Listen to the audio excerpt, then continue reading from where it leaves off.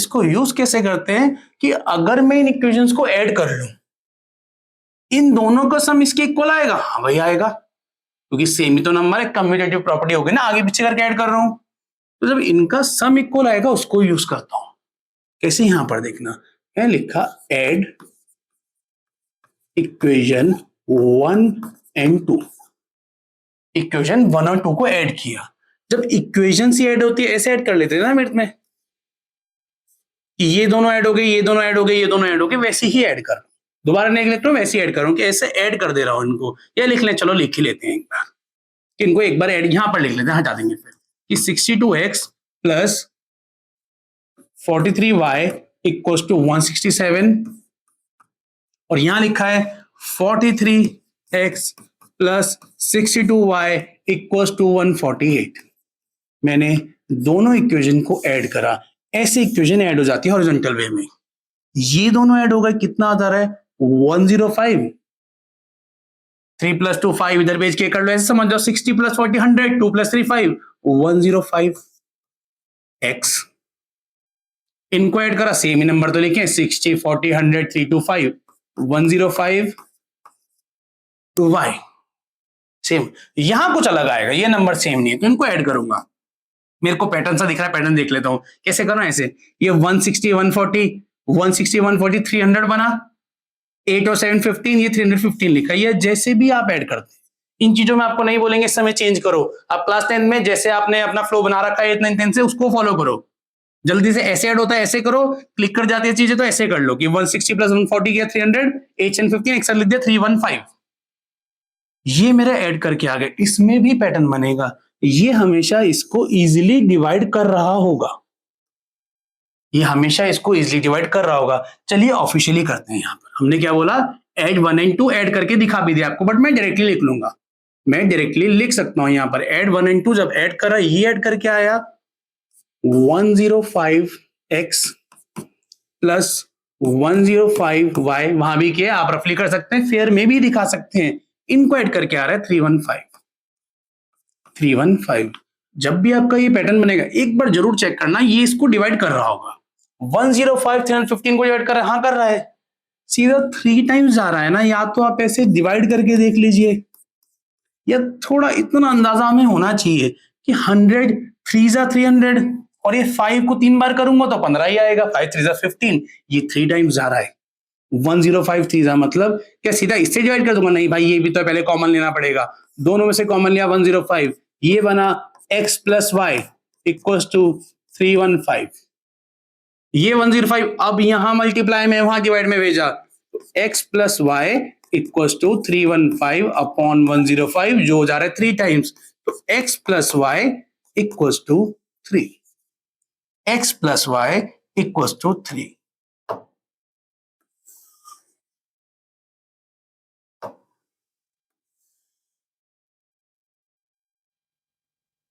ये बहुत इंपॉर्टेंट है, x plus y equals to 3।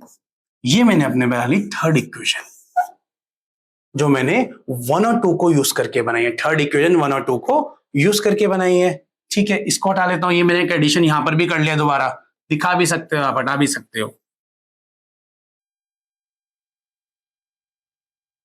तो दोनों को ऐड, अब दोनों को यूज करा इक्वेशन तो उनसे ही बनी ना, एक सिंपलर इक्वेशन बन गई, एक सिंपलर इक्वेशन बन गई।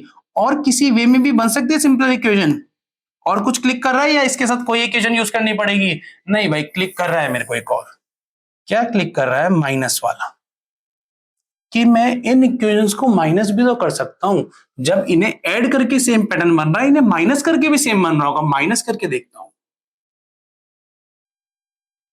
कि सब्ट्रैक्ट इक्वेशन 2 फ्रॉम 1।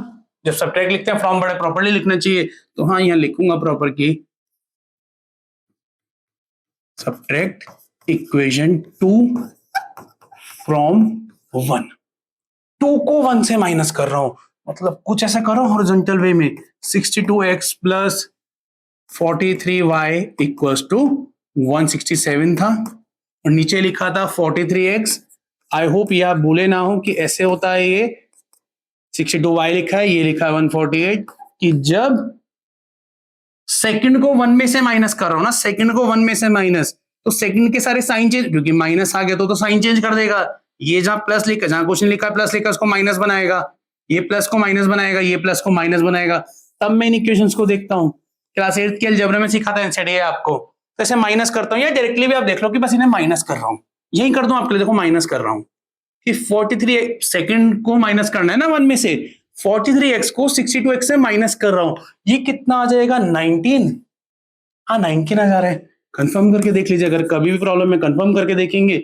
यहां कैरी करके 12 है, 3 जाएगा, 9 आएगा, 5 - 4 19 आ रहा है। तो इसे माइनस करके, इसको इसमें से माइनस करके, या जैसे यहां लिखा है ये आएगा 19x। फिर इसको इसमें से माइनस कर रहा हूं, जैसे यहां लिखा है 43 - 62y, तो माइनस प्लस माइनस नंबर तो सेम ही है, 19 ही आएगा y का। बस इस बार बड़ा कौन है, माइनस वाला है, तो साइन माइनस का आ जाएगा, ये -19y। और यहां पर माइनस हो रहा है 167 - 148, कर ले क्या, 167 - 148, 167 - 148, यहाँ कैरी आएगा, 17 में से 8 जाएगा, 9 बच रहा है, ये 6 5 बन गया, 5 में से 4 1, ये तो 0 ही हो गया, ये भी 19 आया, पॉजिटिव का बड़ा नंबर ही है, ये भी कितना आया 19। जब मैंने ऐड करा, मैं यहां कहीं आया था, माइनस करने पे ऐसा कुछ आ गया, पैटर्न बनेगा इन क्वेश्चंस में, सेकंड को फर्स्ट में से माइनस करा है। इसके बाद क्या कर सकता हूं, रफ हटाऊं पहले अपना, आप तो साइड में कर लेते हैं, पीछे कर लेते हैं, हमारे पास तो बोर्ड ही है, तो हम रब कर देते हैं। हमने रब करने वाला फीचर रखा है अपने पास, तो इसको माइनस करने पे ही आया है। क्या इसी को सॉल्व करूं या इजी बनाऊं, इजी बनाऊंगा, 19 दिख रहा है तीनों तरफ, इसको भी इजी नहीं बनाया तो क्या किया आपने, 19 कॉमन लो ना, यहाँ डायरेक्टली 19 कैंसिल नहीं करते, कॉमन लूंगा, यहां बनेगा x - y इक्वल्स टू 19। 19 अब इस पूरे के साथ मल्टीप्लाई में, वहां जाएगा डिवाइड में, 19/19 1 बन गया, x - y इक्वल्स टू आ गया है 1, x - y इक्वल्स टू आ गया है 1।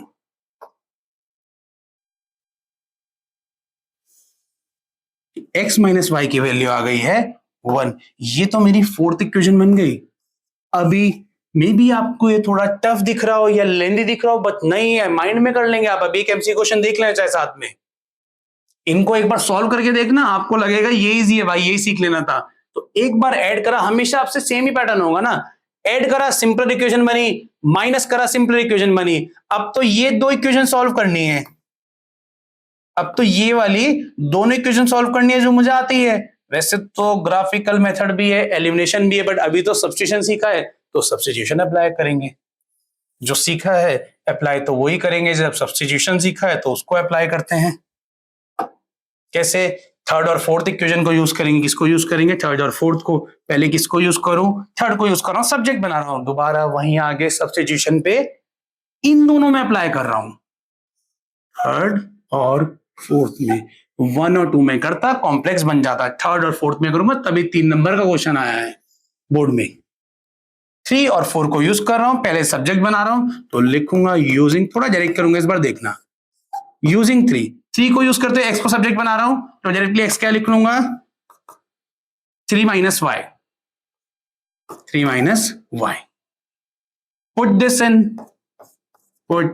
दिस इन इक्वेशन, कौन से में रखूंगा, 3 से तो बनाया यूज करके, तो 4 में रखूंगा, पुट दिस इन इक्वेशन 4। इसको इक्वेशन 4 में रखते हैं, इसको इक्वेशन 4 में रखते हैं, इस वैल्यू को सब्स्टिट्यूट करते हैं, सब्स्टिट्यूशन में जाए, एक्स की जगह लिखूंगा 3 - y, इस बार डायरेक्टली कर रहा हूं थोड़ा, एक्स की जगह लगा 3 - y इक्वल्स टू 1। ये तो थोड़ी सिंपलर फॉर्म में बन गई है इक्वेशन, 3 - y इक्वल्स टू 1।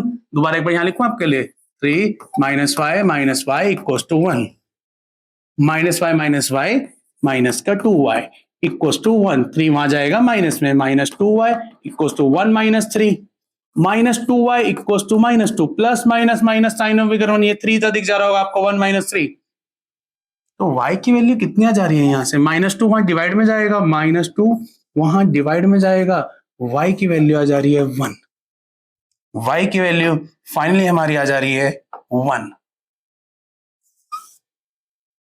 इस पर्टिकुलर क्वेश्चन में y की वैल्यू हमारी 1 आ जा रही है।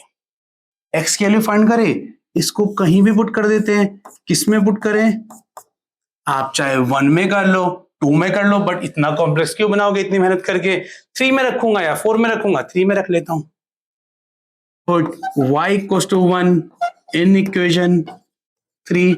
In equation 3 में रखता x plus y 3 है, x plus y की वैल्यू तो 1 आ गई है, वो 3 है, x plus y 3 है, x की वैल्यू आ गई 3 minus 1 2। x की वैल्यू आ जा रही है आपकी 3 minus 1 2, इसकी वैल्यू है 2, x की वैल्यू 2, y की वैल्यू है 1, x की वैल्यू है 2, y की वैल्यू है 1।